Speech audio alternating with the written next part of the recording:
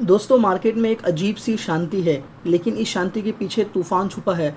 FI ने 2474 करोड़ की buying की है, डीआई ने 2817 करोड़ की बाइंग की है। ये डेटा 28 तारीख का है। लेकिन क्या मार्केट सच में सेफ है और क्या इंडियन पाकिस्तान का वार का असर होगा मार्केट में? इस वीडियो में हम सब कुछ डिकोड करेंगे। टाइम करेक्शन क्या होता है, निफ्टी 22,000 का बॉटम है और कौन सा स्टॉक अभी रॉकेट बन सकता है, इन सारी चीज़ों के बारे में डिटेल डिस्कशन करेंगे। दोस्तों 28 अप्रैल को एफआई डीआई का डेटा ये बताता है कि मार्केट में स्ट्रॉन्ग बाइंग चालू है फॉरेन इंस्टीट्यूशनल इन्वेस्टर के थ्रू। उन्होंने आज फर्स्ट टाइम मुझे ऐसा देखने को मिला है आफ्टर 2 वीक्स कि एफआई और डीआई दोनों बुलिश है मार्केट में।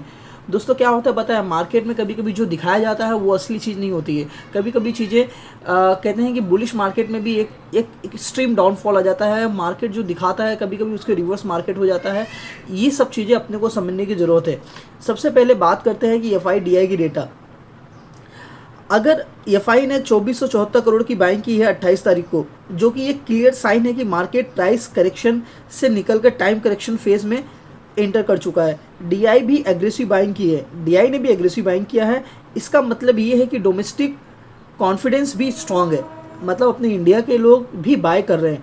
मतलब Indians are started buying, Indians hedge fund started buying. मतलब यहाँ के लोग भी ये सोच रहे हैं कि मार्केट में एक बुल रन आ सकता है। ठीक है, ये दोनों जब एक साथ बाय करते हैं तो मार्केट में एक कैसा बेस बनता है उसको हम अंडरस्टैंडिंग करने की कोशिश करेंगे।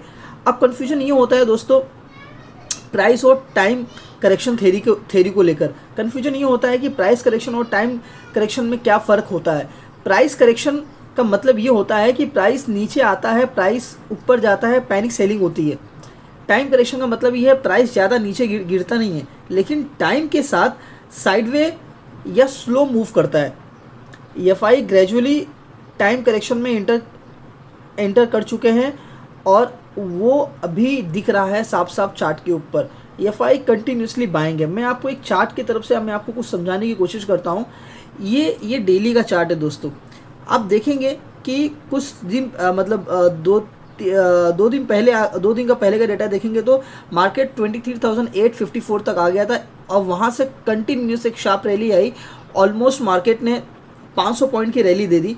नॉट इवन 500 पॉइंट, मार्केट ने 600 पॉइंट की रैली दे दी। अगर उसके लो से हम कंसीडर करेंगे तो मार्केट ने इस पर्टिकुलर पॉइंट से यहाँ तक उसने 600 पॉइंट की रैली दे दी है।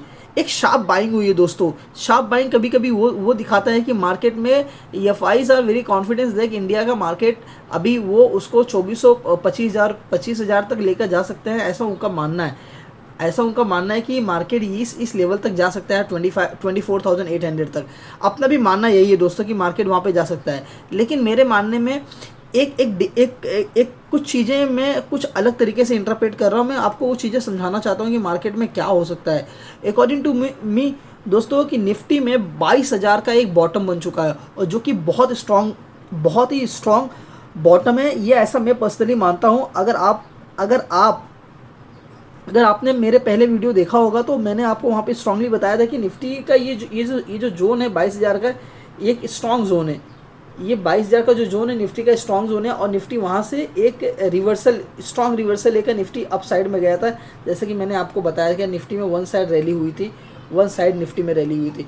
तो मैं आपको समझाना यही चाहता हूँ कि दोस्तों अभी कंटिन्यूस बाइंग हो रही है एफआई के थ्रू। आपको ऐसा देखने को मिल सकता है कि आने वाले समय में जो जियो पॉलिटिकल टेंशन है, जो इंडिया और पाकिस्तान के बीच में जो टेंशन एस्केलेट होता जा रहा है, धीरे धीरे टेंशन बढ़ता जा रहा है। इस टेंशन से मैं ये इंटरप्रेट करता हूँ कि मार्केट में actually to be very frank we don't know and nobody knows कि मार्केट कि इंडिया कब एक्शन लेगा पाकिस्तान के ऊपर, कब किसी को कोई डेट नहीं पता, कोई टाइमिंग नहीं पता। तो आप ज़्यादा बुलिश अपना माइंडसेट बुलिश बनाकर मत रखिए। कभी कभी ट्रैप भी हो जाता है। एफआई की कंटिन्यूस बाइंग एक ट्रैप में भी लेकर जाती है रिटेलर को। एफआई कंटिन्यूस बाय करते हैं और ऊपर से आकर डंप कर देते हैं और रिटेलर फंस जाता है, रिटेलर को निकलने का मौका ही नहीं मिलता है। तो मेरा ऐसा मानना है कि दोस्तों मार्केट में ना एक वार साइड का एक सिनेरियो बन चुका है और कभी भी इंडिया एक्शन ले सकती है। इंडिया की मिलिट्री पूरी तरह से रेडी है, ऐसा न्यूज़ सोर्सेज के थ्रू ये पता चलता है। अब मुझे तो सबसे बड़ा ट्रिगर यही लगता है दोस्तों, मैं आपसे बात करना चाहता हूँ सबसे बड़े ट्रिगर की। इंडिया और पाकिस्तान के बीच में जो कॉन्फ्लिक्ट की पॉसिबिलिटी है, इसको मैंने ऑलरेडी अपने शॉर्ट्स के थ्रू आपको बताया था। डेट और टाइम किसी को नहीं पता, लेकिन एक बिल्डअप बन चुका है। अगर अटैक होता है तो शॉर्ट टर्म पैनिक जरूर आएगा और एक शार्प आपको डाउनफॉल दिख सकता है। 24 मतलब इस पर्टिकुलर जोन में मार्केट आ सकता है। मार्केट 23,200 के पास आ सकता है। अगर वॉर होता है तो एक शार्प रैली, आपको शार्प डाउनफॉल दिख सकता है 23,000 की तरफ। तो दोस्तों आप इन सब चीज़ों को अपने दिमाग में रखिए। मार्केट में कुछ भी हो सकता है, मार्केट सुप्रीम है। मार्केट कभी कभी आपको वो पिक्चर नहीं दिखाया जाता है जो पिक्चर एक्चुअली में होने वाली है। जो पिक्चर मार्केट में एक्चुअली में सीन क्रिएट होने वाला है, वो सीन कभी कभी इनविजिबल हो जाता है। तो मुझे भी यही लगता है कि मार्केट में एक वीक स्ट्रक्चर बन रहा है और आप एफआई की कंटिन्यूस बाइंग ये हमें डरा रही है। हमें डरा इसलिए रही है क्योंकि मार्केट में एक जियोपॉलिटिकल टेंशन भी है और उस टेंशन को मार्केट एक बहुत ही स्ट्रॉन्ग रिजेक्शन देगा। ऐसा रिजेक्शन देगा कि मार्केट में एक शार्प, एक्सट्रीम शार्प फॉल हो सकता है। ये अपने को देखने को मिल सकता है आने वाले वीक में, अगर इंडिया कोई एक्शन लेता है तो। लेकिन दोस्तों मैं आपको ये भी बताना चाहता हूँ, ये जो क्रैश होगा, ये क्रैश परमानेंट नहीं होगा। मार्केट में रिकवरी स्ट्रांग होगा। आप देख रहे होंगे कि क्वार्टर जो अभी रिजल्ट अनाउंस हो रहे हैं, क्वार्टरली रिजल्ट्स, ये रिजल्ट्स काफ़ी रिलायंस के रिजल्ट ठीक ठाक आए हैं, मतलब काफ़ी कंपनियों के रिजल्ट अच्छे आ रहे हैं, उसकी तरफ से मार्केट को एक सपोर्ट मिल रहा है। लेकिन जब भी कोई एक्शन इंडिया लेगा तो मार्केट में एक शार्प डाउनफॉल होगा। वोलेटिलिटी बहुत हाई होगी दोस्तों। अगर उस वोलेटिलिटी को आप मैनेज कर सकते हैं तभी आप कोई पोजीशन बनाइए, अदरवाइज आप पोजीशन कोई भी मत बनाइए। जैसे ही डाउनफॉल होता है आपको एक बाइंग अपॉर्चुनिटी मिलेगी। वो बाइंग अपॉर्चुनिटी आपका पैसा आपको एक क्विक प्रॉफिट जनरेट करके दे सकती है। तो मेरा आपसे कुछ और भी कहना है। कुछ स्टॉक्स के बारे में मैं अगर आपसे बात करना चाहता हूं तो स्टॉक्स के बारे में मेरा ये प्रेडिक्शन है। देखो, अगर वॉर क्रिएट होता है तो सबसे ज़्यादा पैसा इन्फ्यूज़ किया जाएगा डिफेंस सेक्टर में। डिफेंस सेक्टर के जो स्टॉक्स है, बेल हो सकते हैं, हिंदुस्तान एरोनॉटिक्स लिमिटेड हो सकते हैं, भारत डायनेमिक्स हो सकते हैं। ये स्टॉक्स में इंडिया ये स्टॉक्स में गवर्नमेंट अपना पैसा इन्फ्यूज़ कर सकती है, क्योंकि उसको इक्विपमेंट्स चाहिए रहेंगे वॉर के लिए। तो नए नए इक्विपमेंट्स के मैन्युफैक्चरिंग के लिए, उसके सप्लाईज के लिए इस पर्टिकुलर स्टॉक्स को एक बेहतर सपोर्ट मार्केट में मिल सकता है। यहाँ पे अच्छी रैली देखने को मिल सकती है। रिलायंस इंडस्ट्री ने मार्केट को सपोर्ट दिया है। रिलायंस इंडस्ट्री को भी देखोगे तो बहुत अच्छा ग्राफ बन गया है, उसने भी मार्केट को सपोर्ट दिया है। ये जो सेफ जोन में रहेंगे दोस्तों, एफएमसीजी हो गए, फार्मा सेक्टर के स्टॉक भी होंगे। ये एक सेफ जोन में हो सकते हैं। जितने भी एफएमसीजी के स्टॉक्स हैं और फार्मा सेक्टर की स्टॉक है, ये आपको सेफ जोन में दे सकते हैं, क्योंकि वॉर जोन के टाइम में इनकी डिमांड बढ़ जाती है। तो मेरा आपसे इन शॉर्ट यही कहना है दोस्तों कि आप सेफ रहिए। कंटिन्यूस बाइंग को आप एक वो मत समझिए कि मार्केट में आप एक अपसाइड मूवमेंट देखने को ही अपने को मिल सकता है। आप एकदम बुलिश मत हो जाइए। आप रिटेलर है, छोटे इन्वेस्टर हैं, क्या पता आप क्या करेंगे अगर मार्केट यहाँ पे चला गया और यहाँ पे जाने के बाद ऐसा एक्सट्रीम फॉल हो गया तो आप क्या कर सकते हैं। और डीआई और एफआई कभी भी अपना टर्न चेंज कर सकते हैं, यू डोंट नो। मुझे ऐसा लगता है कि मार्केट पीक पर है।